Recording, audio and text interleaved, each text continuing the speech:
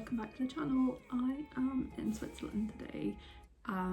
It was supposed to be like making the most of summer kind of trip because it's the end of September now, and I thought the weather would be better than it is. But it's not. It's raining. There is a rain warning today for the area that I'm in. I'm staying in a small mountain resort called Kandersteg, and I want to go and hike around Oceansee, which is a really beautiful blue lake, and there's like a mountain sort of area around it where you can hike. Part of me is just like, I can hike in the rain, that's fine, I don't mind hiking and getting wet, but the other part of me is just like, there's a weather warning, you know it's dangerous, don't go. So I'm kind of in two minds what to do today. I'm in a lovely little chalet, it's a hotel but it's like a chalet style hotel, and I have a whirlpool bath which can sort of be like taken out onto the balcony. There's gorgeous views of the mountains from the balcony, so I'm kind of like, do I just stay here and sit on the balcony and read all day and have a bath and drink some wine? It sounds ideal, but I have this thing wherever I go away where I'm just like, I need to be out doing things. So part of me is just like, maybe I could go to Interlaken for a walk around because that's like a city kind of nearby. I could get there quite easily on the train and maybe go out for a coffee. But yeah, I'm just not sure what to do because it's supposed to be rainy. There's some blue sky at the moment, so I don't know how long that will last. I'm thinking I will probably just stay in the area and just sort of have a wander around the town, maybe go and get some coffee and cake. But yeah, I was supposed to, I flew into Geneva yesterday and I knew I wasn't gonna have time to explore Geneva, but we flew over Lake Geneva and saw the jet d'eau. So I was just like, right, well, I've seen that now. So I knew I wasn't gonna have time for Geneva. I had to get a train that went from Geneva to Bern. And I thought, oh well, like it's only an hour from Bern to Kandersteg, so I'll have a bit of time in Bern and go and see what the city's like, have a look around the bookshops. We have a coffee there, but not to be dramatic, but travel yesterday was an ordeal.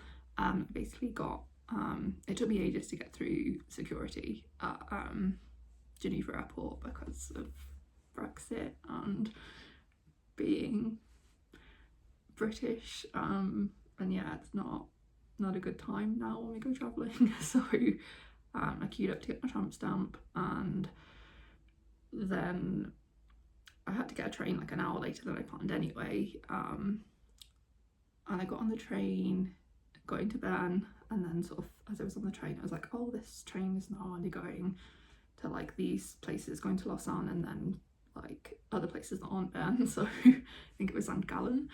So I was just like, right, I need to go off this train. All the announcements were in German as well, so I was just like stressed because like I speak German well, but Swiss German's a little bit different, and I was just like, I hope I'm understanding that properly.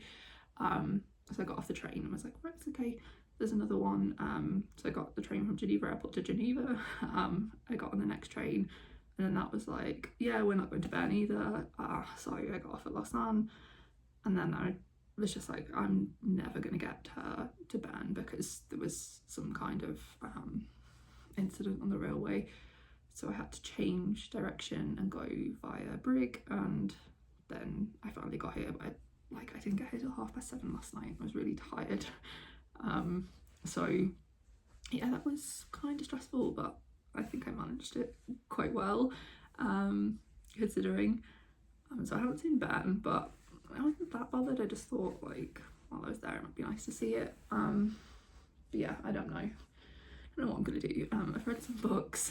I'm not gonna talk about them right now because I'm just like stuck, like, you know, when you just like are so consumed by like all the different choices and you don't know what to do and you're just sitting there like and can't do anything.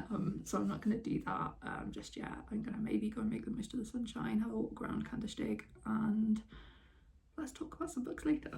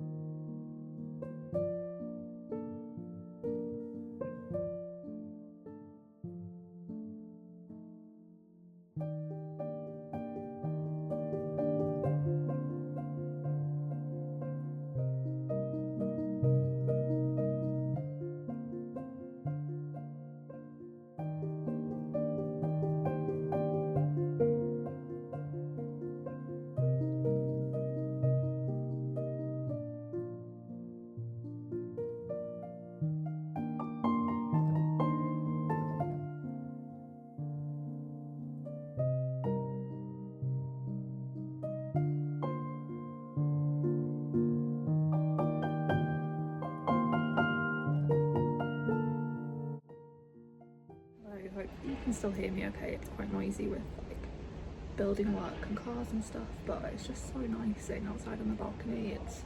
I think it's raining. I've been for a little walk this morning, but I didn't go like up the mountain or anything, because I mean you can probably see like the visibility isn't good, so I could have just gone to the lake, but it's 30 Swiss francs, which is basically about £30 I think, to go up in a cable car, and I didn't want to spend that money to go if the views aren't going to be that good, and I'm hoping to go tomorrow when it's supposed to be a bit sunnier, so I thought I'd just maybe not waste my money today. And I've just been sitting here like doing some writing, doing a bit of reading, and it's been really nice.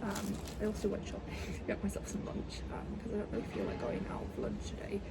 I'm kind of not on the mood for interaction. I might go and get a coffee later somewhere, but yeah, I got my lunch from the supermarket. I got some Brossenbrot, which is just like some seeded bread rolls. It's a real healthy lunch, you'll see in a minute. And I like that they want to have some lemongrass, which sounds really nice. I got a bar of chocolate because of the bear on it. I'm pretty sure they used to sell this in like Home Bargains or something when I was a kid, and I remember really enjoying it, so it'll probably be nice anyway, even if it's not the same one. I got a big bag of honey salted cashews and peanuts, so I'm going to enjoy using this afternoon. I'm going to wash it all down. Just a little bottle of Prosecco, because the one in my minibar is 40 francs for a big bottle, which I probably won't have all of, so it's a waste of money for me. But yeah, that's my lunch for today, and I'm planning to go and eat in the hotel for my actual tea. So I thought I'd talk to you about a book that I've finished, which is The Empusium by Olga. I started reading this a while ago. It took me quite a while to finish it. It was just very typical tokarczuk, like quite heavy and dense, and not a huge amount of plot. So this is a riff on Thomas Mann's The Magic Mountain. It's set in 1913, and we're following a young man called Miroslav who has tuberculosis, and he is sent to this sanatorium in Gersdorf, which at the time was part of Prussia, and now is a completely differently named town, and is part of Western Poland, I think. So he's been sent there, and this Gersdorf was supposedly the sort of blueprint for Davos in Switzerland, which is the setting of Thomas Mann's The Magic Mountain. So I think it's really interesting that she chose that setting. Obviously Olga took us Polish, and so she had a lot to say about the kind of strained geopolitical tensions at the time between like Germans, although Germany didn't exist I don't think at the time, and Poles as well. So basically Miroslav is sent to the sanatorium. There is no room at the sanatorium itself, so he is hosted by Willi Opitz in a guest house with some other men who are waiting for a spot to become available at the sanatorium, and they're all suffering from tuberculosis as far as I can tell. And very soon after Miroslav arrives at the guest house, Willi Opitz's wife is found dead by suicide, and she is one of like the very few female presences in the book, and the men are more upset that they've kind of now lost their free labour essentially. They're just like, who will cook for us, who will clean for us, etc. And her death kind of prompts a debate about the treatment of women, and whether Willi Opitz sort of like is responsible for her death because he drove her to suicide by just the way that he treated her. There are other men who think no, it couldn't possibly be a suicide because women don't have the mental capacity to be able to do such a thing. And there are a lot of wildly misogynistic views in this novel, which from reading sort of like the author's note at the back of the book, you know that they are like paraphrased from texts by like actual authors. Like there's Joseph Conrad, Sartre, Kerouac, Shakespeare. The list unsurprisingly goes on for quite a while, and so it's a very phallocentric novel. The novel is almost completely devoid of female voice. The only voice we really hear is like the narrator, which is a sort of plural female presence, almost reminiscent of like a Greek chorus. And through their voice we explore the violence of men towards women. So So the subtitle to this novel is a health resort horror story, and the horror element is very subtle. It comes from more of a deep sense of unease and distrust from Miroslav towards his fellow patients, the doctors at the hospital, and just the sanatorium itself as like a being. And mixed in with that, there is a lot of like very gothic mushroom imagery, which I really enjoyed. All of the men drink this liquor called shelley every evening, and it's like hallucinogenic liquor made out of mushrooms, and that kind of acts as like a catalyst for their conversations. Miroslav has these kind of very intrusive thoughts coming through because he's like attributing it to the shelley, but he also isn't sure how much is like him hallucinating and how much is actual real life. And kind of the local like law, I suppose, is that every November the bodies of dead men are found in the grounds sort of surrounding the sanatorium, and they've been like quite violently killed. I'd say that the horror and like the actual plot of the novel only really comes through in the last kind of 10% or so, and I don't think that's necessarily a flaw, but I did think it hindered my enjoyment, because while I think this novel was very well written, had a lot of really interesting things to say in terms of social commentary, it was mostly just these men hanging out at the sanatorium having really bad takes about pretty much everything. I think Olga Tokarczuk really achieved what she set out to do, but I just don't think it was particularly enjoyable for me to read. I think it was something that was more interesting to like study. And the storyline I don't want to go too much into. I was really like queering like traditional gender roles, and I found that really interesting, but I think it just wasn't like explored to the extent that I would have liked. So all in all, it was one that I'm really glad I read, and I think I would recommend it to a particular type of person. It's definitely very literary. If you go in expecting like a kind of straightforward horror novel, you're almost definitely going to be disappointed. But yeah, I'm glad I read it, and I'll continue to be an Olga stan. I also started reading a more traditional horror / thriller about the sanatorium, and it's called The Sanatorium by Pearse, I think. I'm reading it on my Kindle, and I'm like kind of enjoying it so far. It's just about a couple who go to stay in a converted sanatorium. It's now like this very sort of minimalist high-end hotel, and like Ellen is a police officer with something that's happened in her past, and we don't know what it is. She's there with her new partner Will, who is an architect himself, and they go to stay there because her brother Isaac has got engaged to sort of one of the managers of the hotel, and they're having like an engagement party there. And it already has quite a sinister past because one of the architects went missing while the hotel was being constructed. There's just very sinister vibes going on, and it's fine so far. I think I'm going to read it fairly quickly, and it was interesting. I started reading it on the train yesterday. It's talking about like all these different places that I was like going through on the train, so that was kind of fun. But yeah, that's all I've got on the go at the moment. I might start reading Frankenstein as well, but yeah, I've got a whole afternoon to just sit and read and enjoy this like amazing view. There's also like an incredible like view of a mountain with like snow on it, but yeah, you can't see it at the moment because of the clouds, so I'm hoping that disappears a little bit. But I just really love how like moody and atmospheric it is. It's still fairly warm, which is nice. So I am going to go and enjoy my lunch, and I will catch up with you soon.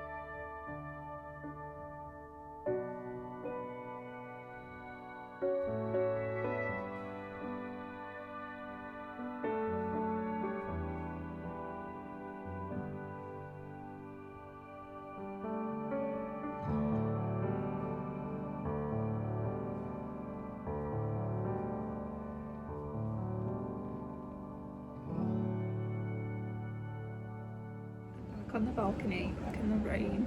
I've actually had a really good day today. I went for a hike to Shelley.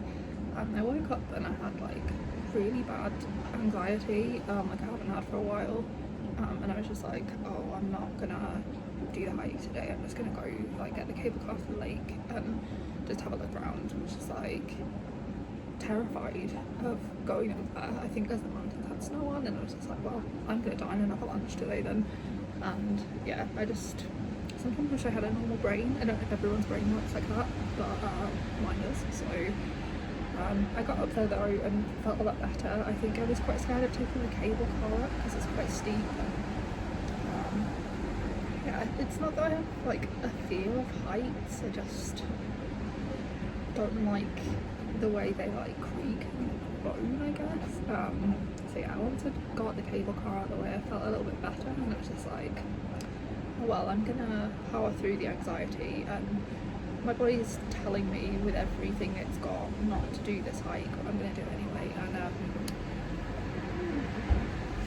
that was reckless. Don't do that. It was a really, really hard hike. Like very difficult.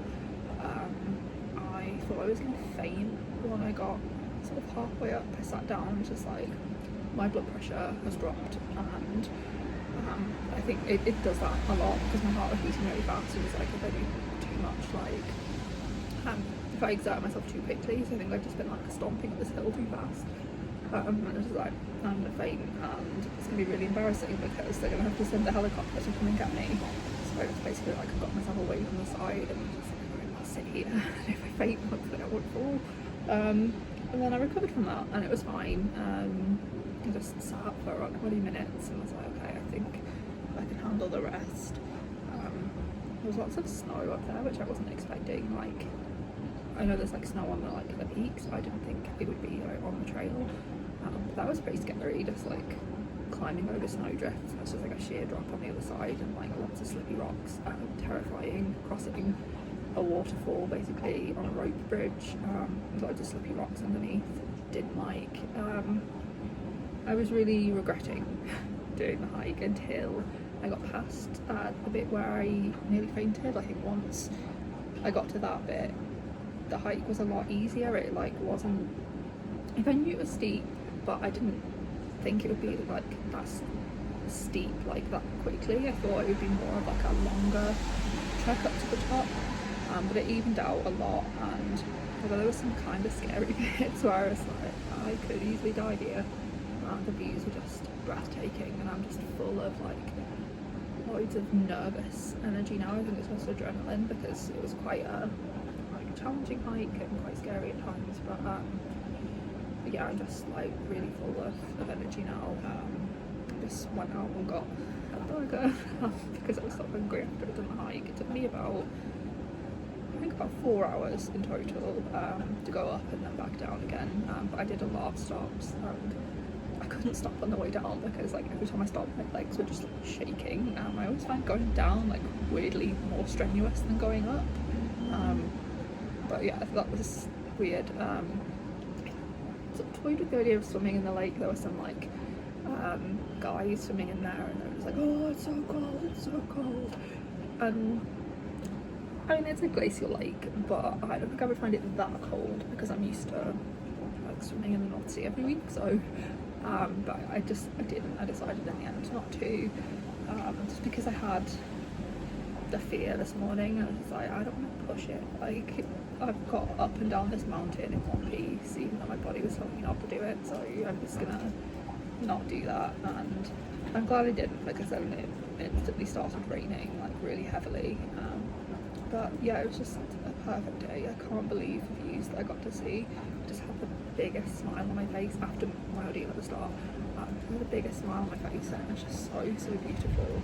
I was really lucky with the weather. It was sunny when I got there and sort of when I got to the top, and then the clouds rolled in, but they gave it like a really nice alternative look to it. Like, it was just like really gloomy, and yeah, it was so good. So I think I'm just gonna chill out here this afternoon, the rest of the evening. It's 4 o'clock now.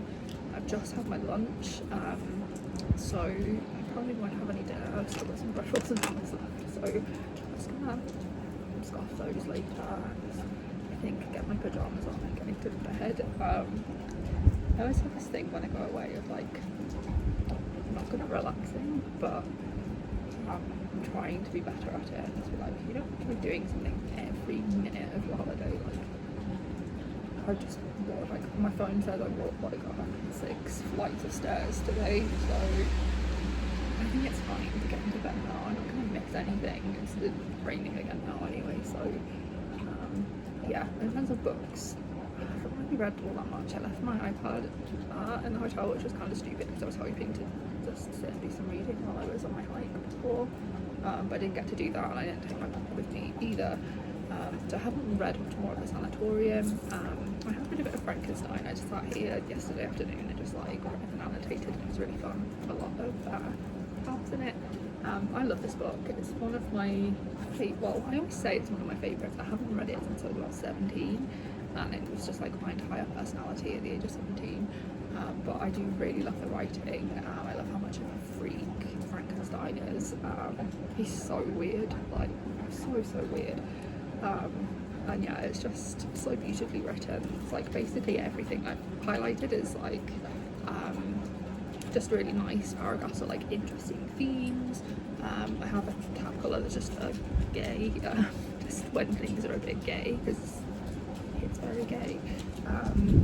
So yeah, really enjoying it. I'm going to tell you what spot it's Frankenstein. But yeah, it's such a nice holiday. I go home tomorrow. I get the train at 8, and hopefully I won't have any issues with it like I did last time. Yeah, I'll probably chat to you more about the books maybe later when I've done a bit more reading, or maybe I'll switch till I get home. It's really windy now, but I'm terrified this boat is going to blow off onto the street, so yeah, I'll catch up with you later.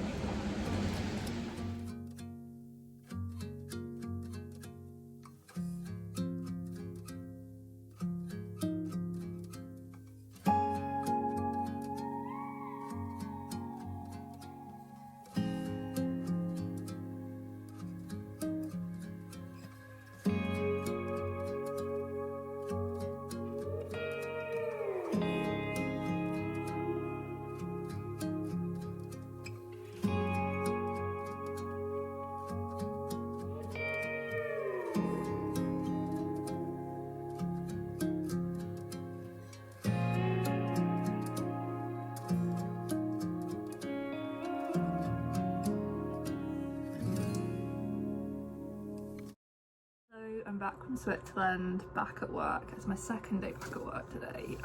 Obviously I'm working from home today, and I just feel like I'm not a wreck. I'm so tired and I have such a headache. I sometimes think like, is going on holiday worth it for like just how rough you feel when you come back? I'm not the kind of person that can just like sit by a pool for like 2 weeks. I really wish I was. Because maybe then I wouldn't be like this, but yeah, I just feel so exhausted. But yeah, I had such a good time when I was away. Getting back to the UK was a lot less stressful. My train and everything was on time. Geneva airport was great. I have no complaints about it.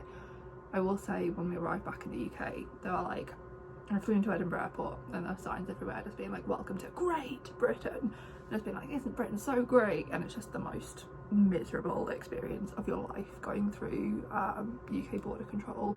Back in the UK now, where it is cursed always. And I have finished the Sanatorium. I finished this on the plane home. It really fell apart for me, this book. I was like kind of enjoying it. It had really good atmosphere. So the premise of this is that we're following a woman called Ellen, who is a police detective who is on kind of leave from work because she's gone through this very traumatic ordeal and is still very much suffering from PTSD. And she goes to stay in a converted hotel in Switzerland. So this hotel used to be a sanatorium, and she's invited there by her brother Isaac to celebrate his engagement to a woman who works at the hotel.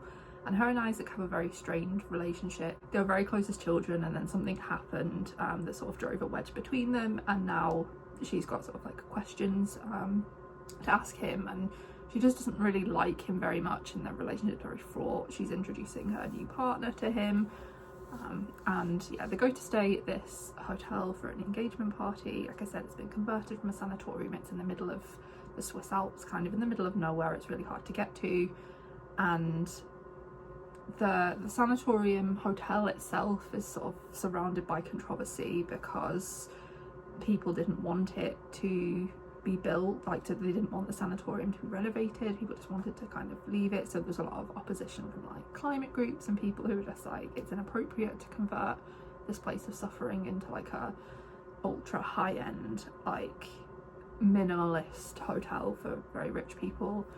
And also one of the architects behind the project goes missing sort of while the sanatorium is under construction, and he goes missing in very dubious circumstances. So there's a lot going on.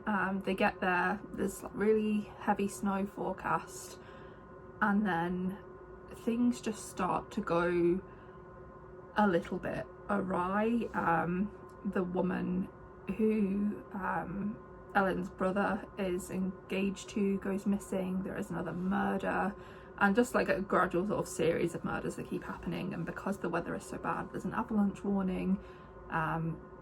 They try to evacuate the hotel but don't manage to evacuate it quick enough, and then these people are kind of trapped in this converted sanatorium with a murderer, and no one knows who the murderer is or what their motive is and when they're going to strike next. And yeah, like I said, the atmosphere was there. I enjoyed the reading experience for the most part. I just found like the end, just, it seemed to really unravel. I didn't really understand the logic of like the person who you find out is the murderer, like their motive. I didn't really feel it. I wasn't convinced by it. There was just too much going on, I think, and the characters didn't feel particularly believable. They were doing things that like didn't seem all that believable, and yeah, it just lost me. And then the very end, there was like an epilogue, and I was just like, am I supposed to know who is the narrator of this epilogue? I feel like maybe I've missed something here, because this doesn't seem like it has anything to do with what I've just read. So yeah, overall it was just a disappointment, but I'm glad I read it because it was good to have something that was very like pacey and readable while I was on holiday. And like I said earlier in the vlog, it was mentioning like quite a lot of the places that I was like nearby or like had travelled through on the train. So there was like that sort of enjoyable aspect of it, but it's not one that I would rush to recommend, and I probably won't read anymore in this series. I haven't finished reading Frankenstein yet. I haven't made that much more progress. I tried reading it on the plane after I finished the sanatorium. I was just so tired, so I just ended up trying to have a sleep instead. I am really enjoying this though. It's, you know what Frankenstein is. It's about a guy who sort of like decides to challenge the limits of humanity, I suppose, and like create his own being, and he becomes a creator, and this like monster that he creates kind of goes on a rampage, like killing people. And Victor Frankenstein, who created him, is just like on a journey to find him and sort of bring him to justice. So there's a lot of really interesting conversations in it that I'm not going to go into in this video, because like you can, and people have written essays dedicated their entire lives to the study of this book. The writing's exquisite,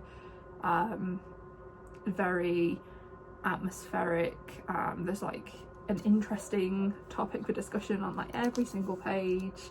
I love this so much. I think this would have absolutely blown the minds of people who had read it sort of when it was published. Even now, when the horror genre is obviously a lot more established, it just feels unique, and like there's nothing else like it, and I don't think anyone else has so far like managed to write something quite like this. And I think for a classic, it's very accessibly written. it's not something you need to use a lot of brain power for. Obviously, like, it's more difficult than reading like a contemporary horror because the writing style is completely different to what we would like read now. But yeah, I think if you are looking for somewhere to start with classics, this is a really good one. I just find myself a bit intimidated when I try and talk about something like this because there are other people who've spoken about this at length in a much more eloquent way than me and are much more learned on sort of like the themes of it. I feel like I only have a very sort of surface level understanding of this book, but yeah, I do really recommend it. I think it's great, and I'm so glad that I'm rereading it. I think it's probably going to be a 5-star at this point, and this has also awakened a new hyperfixation in me, which is the Renaissance alchemist Cornelius Agrippa. I've been having so much fun reading about him and his life, and yeah, I have this book to thank for that. So yeah, really glad to have reread it, rereading it because I'm not finished, and I would definitely recommend this. That is all of the books. I don't think there were any others that I was in the middle of reading for this vlog. Maybe there were, but I'm gonna end the vlog here anyway. That's all I've read recently, so thank you very much for watching. Let me know if you've read any of the books that I've spoken about. Let me know if you've ever been to Switzerland or if you would like to go, and if you want to leave me a comment but you don't know what to say, you could leave a snowflake emoji in the comments, because there was so much snow on the mountaintops in Switzerland, and it just looks so beautiful, and I just love snowy scenes, and I'm getting really excited for winter even though we've only just entered autumn. So yeah, thank you very much for watching, and I will see you again in another video soon. Bye.